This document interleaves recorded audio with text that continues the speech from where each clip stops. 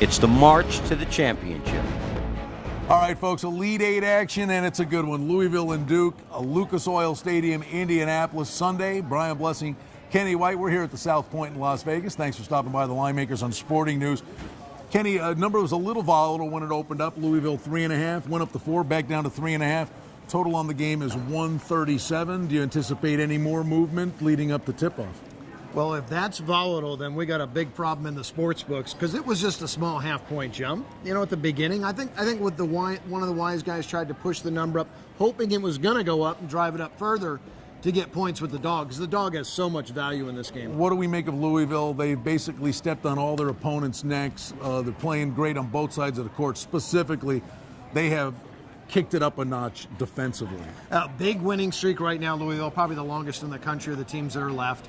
They swept through the Big East tournament, and now they've dominated everybody in the NCAA tournament. And number one, they do it with defense, but they still are a great offensive basketball team. This is a very solid team, and I thought, toughness-wise, they had the talent, but they also have the toughness to be the best team and win it all. All right, Smith's been on a flat-out tear, but now you're going against Duke and Krzyzewski.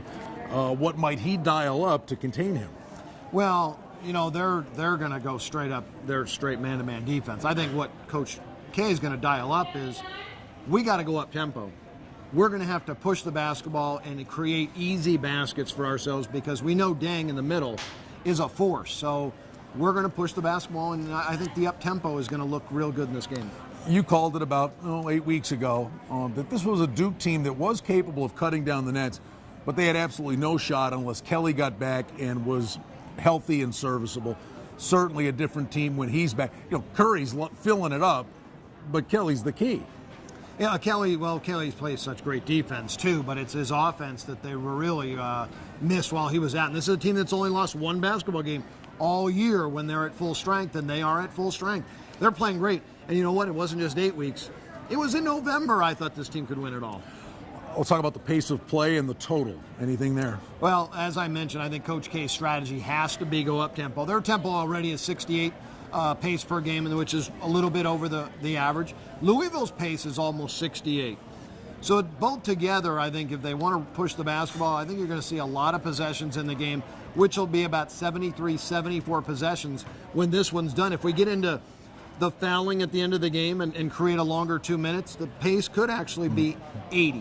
Which makes a long couple of minutes for the bettors because we saw it during the Thursday and Friday night Sweet 16 action. Books are going nuts, and so many of these games, side and total, they're coming down to those last foul shots or a shot at the horn. Well, when most people think the game is really over and Florida is up 12, it's not over with yet because the bettors were taking Florida to Gulf Coast.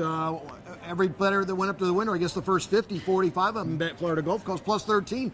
And Florida had a layup, and they didn't take it, and Gulf Coast covers the spread, and the books went crazy. And speaking of it ain't over till it's over, just ask Kansas. All right, Louisville, Duke. It's going to be a fun one. Elite Eight action Sunday from Indianapolis.